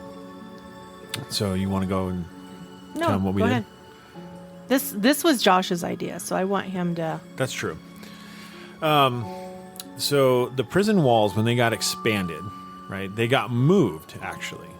And there was the prison graveyard on the other side of the wall, essentially, was what was there. And they had to move all the bodies. But they missed 2. So this graveyard would have been before the wall was built in. Well, it was after the first wall was built. So when the walls, the first walls were built, and then they were expanded, and so it was during that expansion period. And so they moved the graves, they moved the bodies, and they missed 2. And so what we were told when we first were there is that they'll get these EVPs, like when the Water is running. the sprinklers are running, and they'll get like drowning, And help. yeah, and help. And so, I got this not wicked, but kind of a wild hair idea, is that we had. Thought you went New Jersey or Rhode Island on me for a minute. It was wicked cool. We got this wicked cool idea. Sorry. But we have 5 dowsing rod users and a sensitive, who happens to also be able to use dowsing rods. And so what I thought would be really neat is each one of us use our dowsing rods and try to locate one of the bodies. And so we each took our turns going through and running through this. And Jamie's the one that started. She started it off. So tell us how you did it, how we all did it. Oh, well, let me see if I can remember. So basically, I just asked using the rods to point me in the direction I need to start walking. And then, but nobody was watching you. No, Josh had his back turned. He wasn't allowed to watch because we didn't want to compromise the results. Right. So, yeah. So I went first. He wasn't allowed to watch. When I finally reached the spot, the final spot, I then just kind of walked back to the sidewalk and then said, okay, I'm done. And then he took his turn and I didn't. I mean, I watched because You had already done it. I had already done it. Yeah. So, yeah. And so then I walked and I did mine. And so it was just blind in that avenue, right? So I don't know where she was at. I couldn't see where she was going. And so then I did mine and then I marked my spot. And then we called in Elisa to come and start. Yeah, so I went up in and they were both watching, right? And then so I would use the rods and I would say... Well, no, we didn't watch We you. were- We had our backs turned. That's right. We weren't That's going to watch. right. Yeah. So I had the rods and I was like, okay, point me in the direction that I need to go and then tap the rods together how many steps I need to take. So I did that until I got to where my destination was. And then everybody was laughing and we were just all giddy at that point. So say why. So the crazy part is she was on the exact same spot or almost the exact same spot. No, No, it was the dead exact same spot. Because we turned around when she was done, and she says, "I'm done." We turned around. And I said, "Go back to where you ended up." She went back there, and I threw my hands up. I was like, "Yes," because it was dead on point where I was. Dead on point. And then I was 4 feet from where they were at a diagonal. Yeah, So, and that's when we brought in Terry and Mike. yeah. And Terry went first. Yeah. Yeah, we had Terry go first. For the sake of the experiment, we'll do this because we had stuff going on while you guys took Lisa. We'd gone into the main cell block while you guys were doing yours. Terry and Elisa and I went into the 1912 block and went up to the third floor by the cave with the cell with the demon, the demonic. There was a devil worshiper that was up there. Oh, right. On the top floor. Yeah. And since we had access to get up there that we didn't have during the day, we went up there and we were, and we'll tell you that story in just a second here. But, sorry, there's a cat climbing on the chair. Everybody gets distracted by the cats. But so when we got out there, they had Terry go first, and then finally they had me go last. And from mine, I was like, okay, lead me where you want me to go. And I walked right to the spot where Elisa and Jamie had stopped. Oh, you were on the exact I went right same to it, and so I spot. stopped there, and I'm like, is this the spot? And then it said, no. And it said, okay, now which way do you want me to go? Do you want me to keep going? Yes. Which way? And I sat And there then and I was like and trying then not to look at Jamie. I'm like, And then I changed direction and went 15 feet further, kind of off a different direction. at a diagonal. And So yeah. I stopped there, and so I'm standing there. I'm like, okay, this is my spot. And Josh goes, okay, now stay there. Now everybody go to the spot that your answer was. Yeah. Yep. Since we'd all finally finished. And so everybody went to their spots. Jamie and Elisa go to one spot. I think Terry's was like way off on Way the other up. side. I don't know what happened. Well, what happened, because I asked afterwards, I'm like, okay, why did you lead me past this? And when you use dowsing rods, and maybe it's just it works the way it works for me, I think it works the same for Terry, but it probably works the same for most of you guys. You kind of hear an answer in your head, or what they're thinking, or what they're trying to say and what I was getting from it was she's like, this is the 5th person that's made me do this, and I'm just messing with you because I'm tired of this. So she led me there, and then she led me off, and then she was like, I'm not here to do tricks. Yeah. But what was interesting about that is I asked everybody when they got done. I said male or female. Yep. Yeah. And everybody got female. We all knew she was a female. Yeah. I never asked, though. I never asked either. I never asked. Knew. I just knew I it was a asked. female. Yeah, so we have two people who are more sensitive than the rest of us, and they just knew it was a woman that that they were talking with, which is really neat when you think about it, right? Even though we had a couple missed answers there. You told me to ask, and so I did ask. But I did get that impression anyway that it was a female. I felt just that it was a female. Yeah, I told you to ask because at that point in time we already had 3 females. Like we had 3 female answers.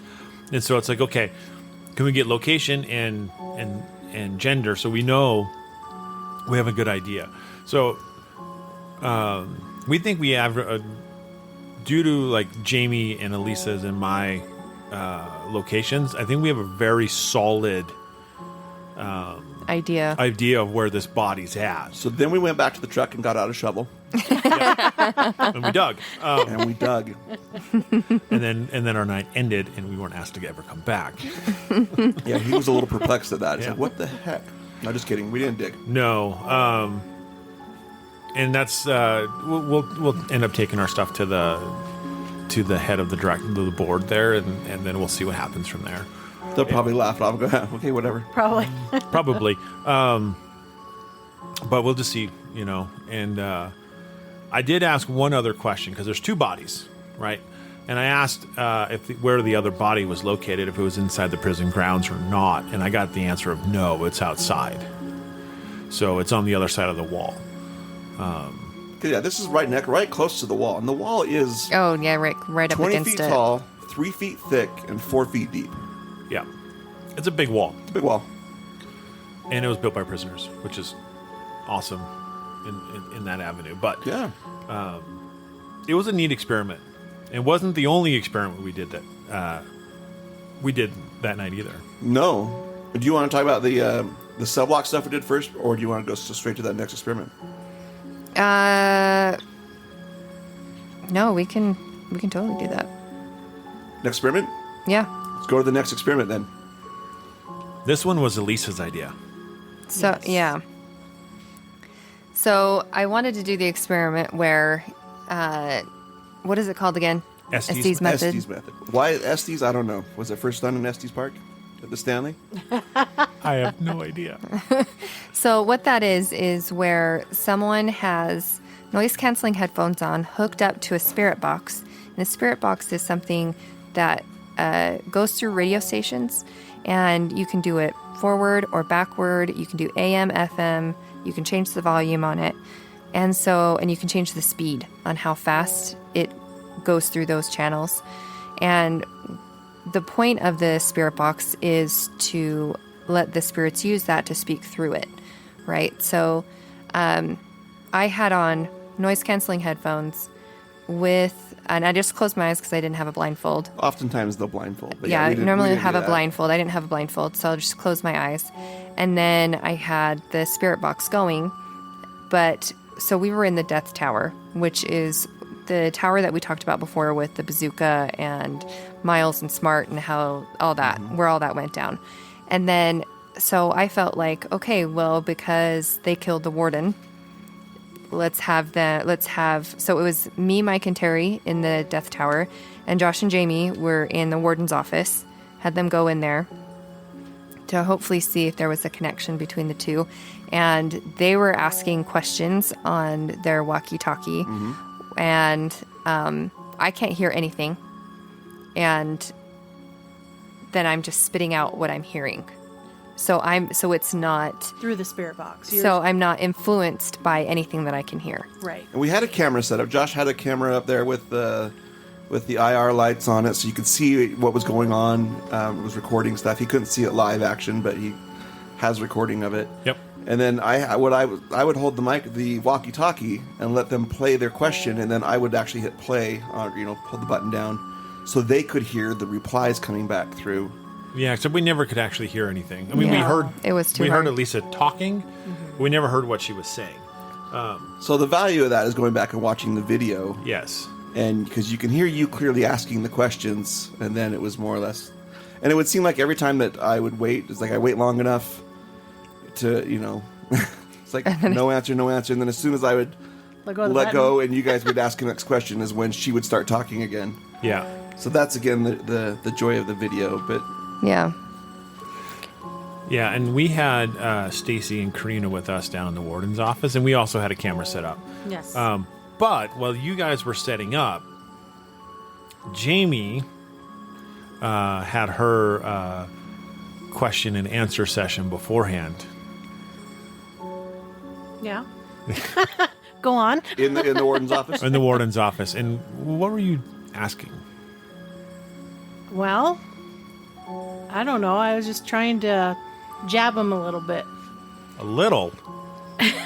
Okay, I got a little aggressive, but I mean, I wasn't like yelling or anything. I was just asking the hard questions. And also a little on the accusatory side.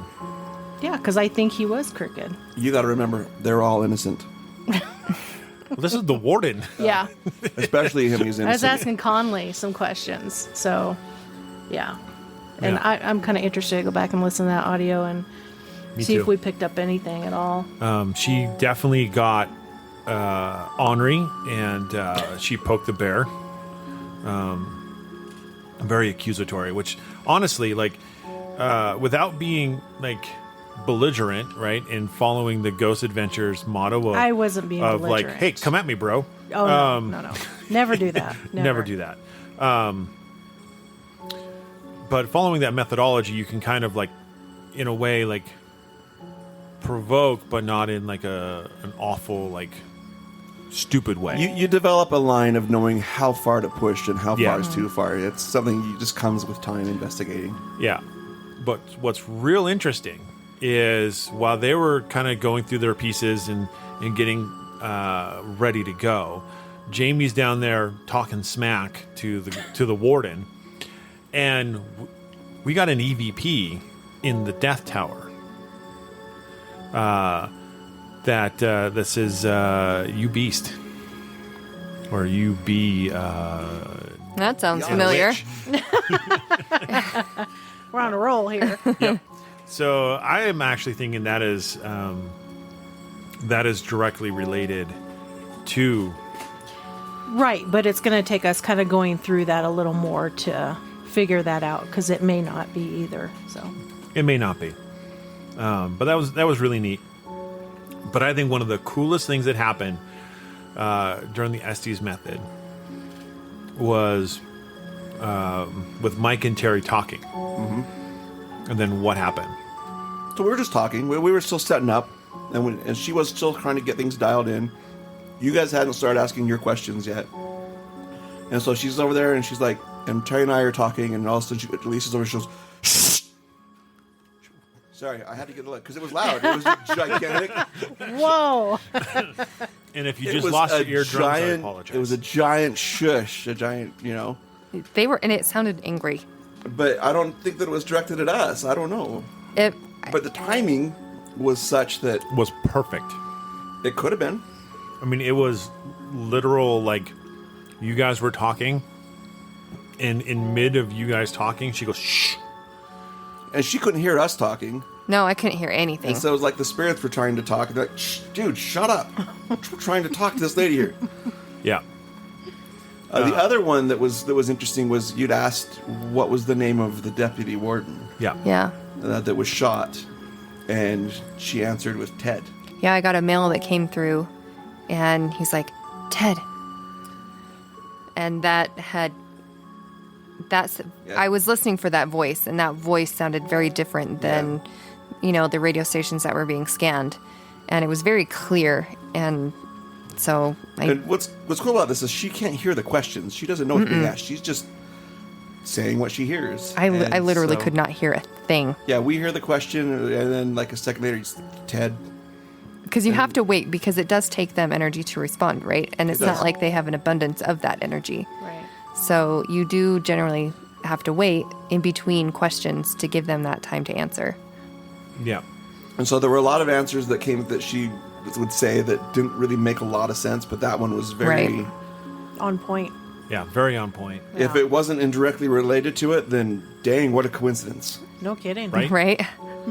Yeah. And that's like there's a couple of methodologies that people use when they use the spirit box. Some people play it forward, some people play it in reverse. I generally play it in reverse, and the reason being is that there is a potential, right, if you're going forward, that you could get stations to line up, even on a 50 millisecond sweep, which is very, very fast. It is potential that you could get enough of them to line up to make a sentence, Right. if you're going forward. Right. So I play it backwards, and the chance of that goes down considerably. But either way, like on a fast sweep, you don't usually get a whole lot of anything coming through. And the best places to do it are the ones that don't have a lot of radio stations. Right. And Which I you're don't think out in the middle of nowhere, Montana, there probably weren't a lot, right? More No. AM than FM, I think. there were AM, not a whole lot of FM, but it was also like you listen for specific voices. Like you go through, it'll scan through the stations and then go back and start over and scan through them again and back and start over and scan through them again. And you're listening for the same voice that comes through and picking up on that during different times of its scanning. So, and that's where the TED came through and the shush. So, Do you think those were the same guy? yes, I do. That's interesting. I would never listen to an I don't like those. Terry and I will not use them. At first, I didn't like them They either drive us because, nuts. well, at first it kind of gives you the creepy vibe. Like if you're not used to it, the first time you do that, it gives you the real It's creep a vibe. whole and it's loud. Yeah, It is so loud. It is really loud. When you use we use an external speaker when we use ours, because it's kind of like the same way like Zach does it, right? And he'll put his palm over the speaker Right. and ask a question and then let it go. And we've done that, and I don't like to do it for very long because when you have that playing in a dark environment where you're the one sense that you're relying on to tell you that something's nearby is your hearing, and then you just lose it. And so it's I don't like the feeling of that. Like it's almost like being alone in an area and like Yeah. knowing that sharks are all around you and you can't see You do them. feel a lot or- more vulnerable. Yeah, Yeah. for some reason, exactly. because You do. You're not in tune with all of your spidey senses. Yep. Well, and at one point during the session, the room starts to get dark for you two. It did. It got really dark, and which is weird because I mean it's already dark anyway. So it got darker. But it got darker, like the light was being sucked out of the room. And this is at what, 2 o'clock in the morning, right? 2, 3 in the No, morning? this No, was later. This It is was like almost 4. Yeah. It's still dark though. Like Yeah. at this point in time, we're getting closer to light than we are to dark. Oh yeah, no, you can tell when the room just gets darker. Yeah, and that has happened. I've been to a few places, Fort Douglas, Petite Neat, Family tree. Family Tree, and you're sitting there in a room and your eyes adjust, right? So then it's not like you can see clearly, but I mean, you can make things out. And when that room starts to get darker, that vibe changes. It's not just a vision thing. It's also you Feel it. You feel the heavy dark. And it was one point, yeah, it got very dark and heavy in there. And it's like, whoa, something just came in. And a lot of the time, if you announce it, like if you say, hey, it's getting dark in here and la la la la la, it goes away. Because it's like it's been acknowledged, it's been found, right? And the point is to freak you out. Isn't that usually like a type 3, a demonic spirit that Yeah. when that happens? It can be like real nasty type 2 or really nasty. or at the type 3. It's negative. Right. What never did you good. guys do? Just said, whoa, it's dark. Yeah, it's You getting see dark that? here. Can you tell it's getting dark in here? And then it just You goes said- away, yeah, right? And then it, like 30 seconds later, it just wasn't a big deal. It just mellowed out. But it wasn't like it came in with like a fury. It was just like it was just checking in, going, "Hey, what's going on up here, you guys?" And then we acknowledged it, like she said, and then it just kind of like, "All right, well, I'm out of here." Yeah, but You then know? we like it really wasn't a big deal. It wasn't like scary though either. It's like, did you notice that it's getting dark in here? Holy cow! yeah. And then, And yeah, then that's it. then we just did it. But that was pretty much it for that session. Yep. So And I think we went back to base camp after that, right? I think so. Yeah. we went back to the administration's office. We went back after to that. administration after that. But in that time when you guys went to go do your first experiment with the dowsing rods, Elisa and Terry and I went into the main cell block, the 1912 block.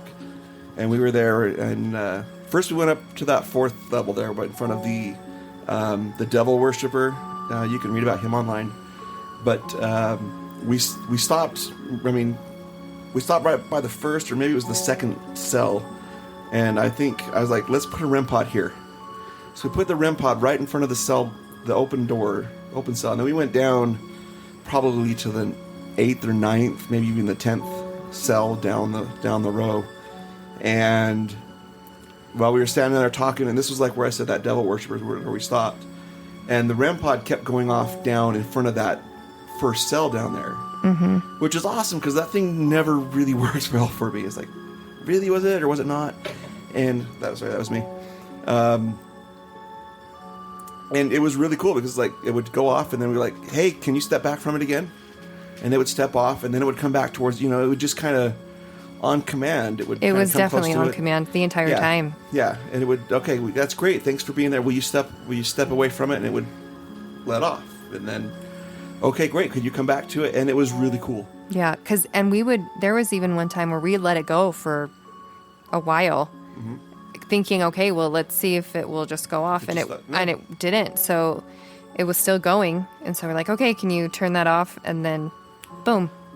We didn't have any recorders going at the moment. Nope, we did not. Didn't have any cameras going. Of course, we did not. So I can't document any of this. Because and I don't like to do it as I'm walking, because then you hear it. You can hear you walk because it just picks everything up. Yeah.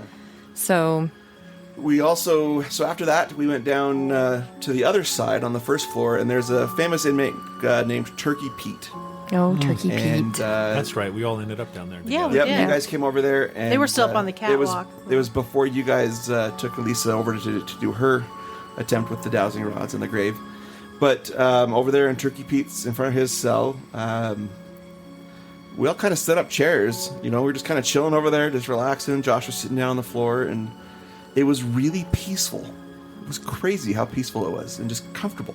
Yeah, I'm saying, like, I could take a nap in there. It was not a creepy place at all. I mean, you're looking down all these cells, and there's mannequins in some of the cells, but it was really mellow, and it was actually kind of fun. And we were talking to Pete. We assume it was Pete anyway. Yeah. And getting responses, and then Josh could see, is he standing right there on the front corner? And Lisa's like, yes, he is. And it was just kind of interesting. And then you guys left. So other than that, I think that's kind of the gist of... well, Stacy and I had one more spot we went to. We went to the showers. It's a prison. Two guys go to the showers together. That's right. Only one comes out. Wait, no, we both came out. You came out? It wasn't a closet. Oh, as the showers. Yes, it was a showers. Different phraseology. Yes, different phraseology. But what was interesting is Stacy had always wanted to investigate the showers because they creep him out.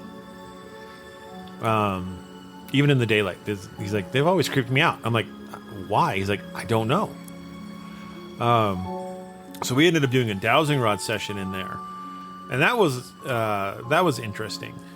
But during the dowsing rod session, I asked if they had gotten stabbed in the showers. And shortly after I asked that question, I got this pain in my right side, right underneath my ribs. So it was weird. It was painful. And it went away after we left it, after a few seconds in the shower, or not a few seconds, but a couple minutes in the showers. So I don't know if that was a representation of someone being shanked in the showers type of deal, or if that was just my body, being a pain in the butt because we're getting old. Hey, stuff happens in the prison showers, so. Yeah, it sure does. So, but yeah, I mean, we finished up. It was pretty uneventful. Yep. For the most part, in the showers anyway. Yeah, and like I said, I was very impressed at how not scary the whole place was. There were little creepy spots here or there, but they really weren't that bad. Oh, I forgot an experience that we had, me and Terry. Yes, tell. So at the very beginning, but before when we were bringing our stuff in, so we hadn't even set up yet. Can't believe I forgot about this. Yeah, this was a good one.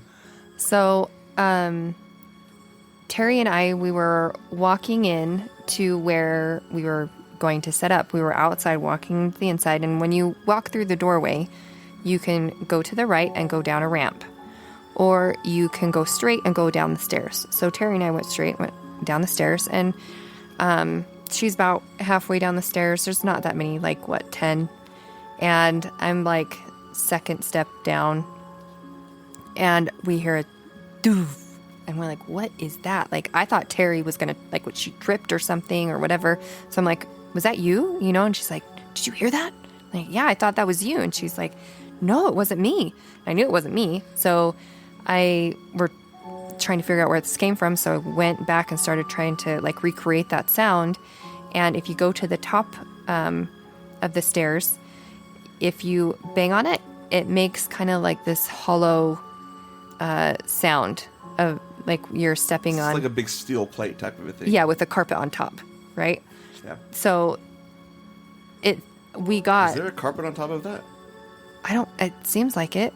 I don't know. It was pretty loud. I heard it too. I was in the base camp, and I heard them coming in, and I heard it, and I heard you guys did? react. Oh yeah, I heard it all the way where I was at. Yeah, it was loud. You guys. Well, and we felt it. We felt the vibration. So we felt and heard the boom. So something at the top, right before that the stairs go down, somebody banged on it really hard or stepped really hard. Like a sledgehammer went bang right at the top of that thing. It was loud. We're like, ooh, it's starting. It's going to be a good night. So that was a lot of it. Now, there is one other thing I did want to talk about. We didn't really talk much about Turkey Pete. He was a German immigrant who, in 1918, he killed a guy and was sentenced to life in prison. And he was there for so long, and he actually was due to be paroled, but he kind of lost his mind while he was there, and thought it's safer for him to stay. They thought it was safe for him just to stay there, and he was comfortable there, and so he stayed there. He's called Turkey Pete because he was in charge of all the prison's turkeys. The turkey farm. In one of his dementia moments, he sold all the turkeys to somebody for 25 cents. Yeah, a piece. Yeah. It's that was food. So he was no longer in charge of there weren't any turkeys to be in charge of anymore, but yeah, he ended up dying there at an old age, and he was the only inmate to ever have an open casket funeral there in the big theater that was built there. Now, there was one other actor. This is one that Terry found, and you won't find this written anywhere. And we thought this was actually a really cool story. There's an actor that you've probably all seen, and so you'll have to look him up and Google him and go, oh yeah, I know that guy. But he was an inmate there. He actually, in high school, he was from Montana. In high school, wanted to be actually president of the United States. And people signed his yearbook, "Don't forget me when you're president." And while he was in Vietnam, because a lot of people go to Vietnam and a lot of violence happens, and it kind of affected him. And he came home, and he actually bought and ran a bar. But he was one of those bar owners that if you came into his bar and you were causing problems, he would take you out back and beat the crap out of you. Not he wouldn't stand for it, not in his bar. Well, there was one gentleman that had come in that was belligerent and whatnot, and he took him out and beat him up, and he actually broke two of his legs, and broke both of his legs, fractured his skull, brain concussion, fractured shoulder. So he beat all that, and then he threw him out in the street. Well, come to find out, this guy's a lawyer, an attorney. He comes back, presses charges, and this particular gentleman is relieved of his bar and is sent to prison, and he's sent for 40-year sentence for beating this guy up. And so he's there at the Montana State Prison, and there was a whole... Sorry, that was me. I talk with my hands, and I keep hitting the microphone bar. There was a whole effort of trying to get him acquitted, or at least get his role reduced, because it was pretty extreme. You just beat a guy up 40 years. By the way, my stomach just growled, so if you guys hear that, I'm tagging it. Okay. Well, I'm almost done here. But so anyway, you come to find out that the judge who sentenced him was a political rival. So this guy's grandfather was a politician. I think he was like a senator. And he was a political rival that kept losing to this inmate's grandfather. And so he had kind of some animosity towards the family. He's like, yeah, all right, 40 years, dude. Hard labor in state pen. Anyway, so while this gentleman's there, he decides, well, I can't be a president anymore. Can't be a politician anymore. Definitely can't become a bar owner. He was an alcoholic himself, you know. And so being a bar owner and then drinking yourself doesn't usually go very well. So he couldn't go back to his bar. He's kind of like, well, my only options are, what can I do where they don't ask you if you're a convicted felon? And he's like, Hollywood's full of criminals. So he decides he wants to become an actor. So he sends a kite, what they call a kite. It's a letter. The prison term they call it was a kite for whatever reason. But they send it to the warden, and he asks the warden for a copy of Hamlet. And so he still actually has the paperback book of Hamlet.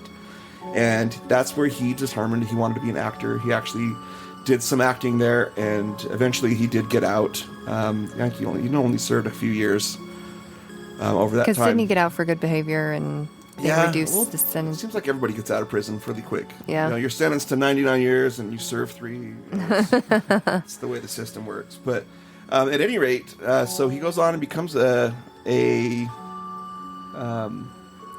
looks like after 2 years he was released. But you would know him from the show ER. He also was on Hannah Montana. He's been on a whole slew of different shows, but his name's Troy Evans. So everybody go to your Google, look up Troy Evans. You'll look at him and go, I know that guy. I've seen that guy before. He was on, like I said, he was on ER. He was like the receptionist for like 8 years on the show. I think he's got like 100 and some like crazy amount credits. Like, He was on The Frighteners. Yeah, he's on That's the right, Frighteners. Frighteners. Yeah, that's a fine Michael J. Fox horror. Great movie. That's not that good of a show. Please don't watch it. Okay, we'll go ahead and watch it. The Frighteners? I liked love it. that movie. Right? We're talking about the same one? Michael J. Fox? yeah. and Yeah, Yeah, I liked it. love that movie. It's a comedy, for sure. Exactly. well, yeah. That's the type of horror movie I can handle. Without having nightmares. Exactly. We're not watching, not talking country. Okay. So anyway, now he also, another funny story he told, and this was a story that he had told on a podcast. Terry listens to the podcast when she works her graveyard shifts, and the show it was on is called Inside the Guest Studio. So she wanted to make sure we got some credit to those guys. But he tells the story, and the host is like, you need to update your Wikipedia page, man, because this is like fascinating. He's like, yeah, I just never really talked about it. So it's just a personal story that he had told. And he did say that he would go places and he would get recognized by, people would go up to him and say, oh, like, how do you know me? You know, and there's a little girl that walked up to him and goes, yeah, can I get your autograph? And he's like, oh, yeah, do you know me from Hannah Montana? She's like, no. He named off like a couple other shows and like, how do you know who I am? She goes, I have no idea who you are. I just needed an autograph from somebody who was over 40. Or over 50, whatever the age was. And he's like, how old do you think I am? And she's like, 39. Or under 40. And it was just like, barely, just like, okay. I butchered the story. I'm sorry, Terry.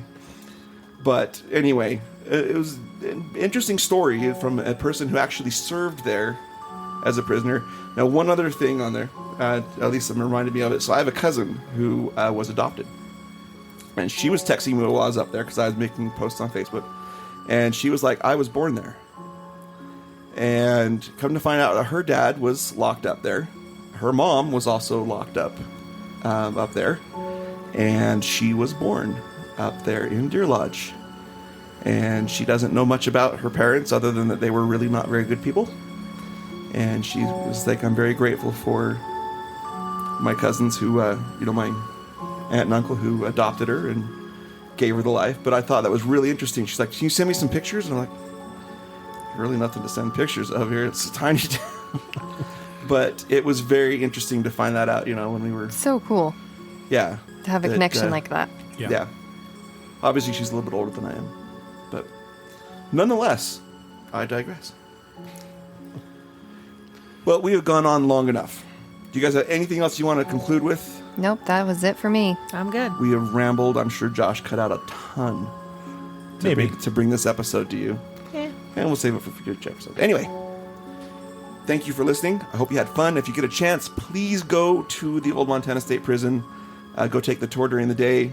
They do rely on people coming and touring to fund the operation there. It is a state park, is it not? No, it's a privately owned. It's a privately owned, but they do run off of donations. They also have a car museum next door, which is really cool. And it's huge. It's huge. Oh my gosh. A lot of cool cars. And they auction off a vintage car every year. Yeah. Was it a Shelby Mustang that they had on this one? That they're No. No, it was a 75. But it was a beautiful so Mustang beautiful. that I really wanted, although I don't think my legs would fit between the steering wheel and the seat. And then you have to go eat at Prison Pizza. Oh, Yes. yes. Prison Pizza. It's delicious. Major props to those guys. Fresh meat, that's the best one. Oh, I so don't know, good. they were Electric also chair good. was pretty good too. Though. Yeah, the electric chair was good. Yeah. They use lots of fun prison terminology to make their pizzas. Well, you kind of have to. It's not like it's a big town full of...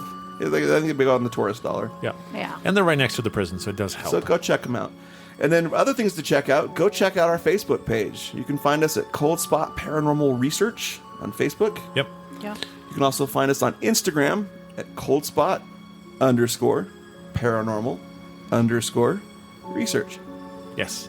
And you can also find our Paranormal Peeps podcast page on Facebook as well.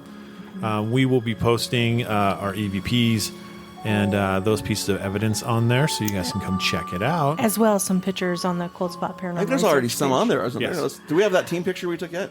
Is that posted there? It's on the reel. It's on the Yeah. reel At on the very end of the Instagram. reel, but That's it's on real. Instagram, right?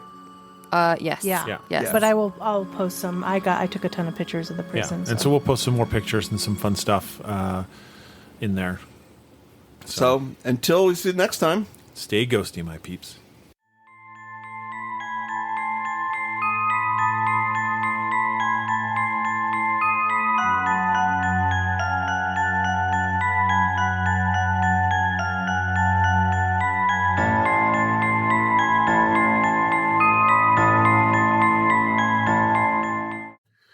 Thank you for listening to the Paranormal Peeps podcast. You can find us on social media at Twitter at CPR Paranormal, on Facebook at Paranormal Peeps Podcast and Cold Spot Paranormal Research. And you can find us on Instagram at coldspot_paranormal_research.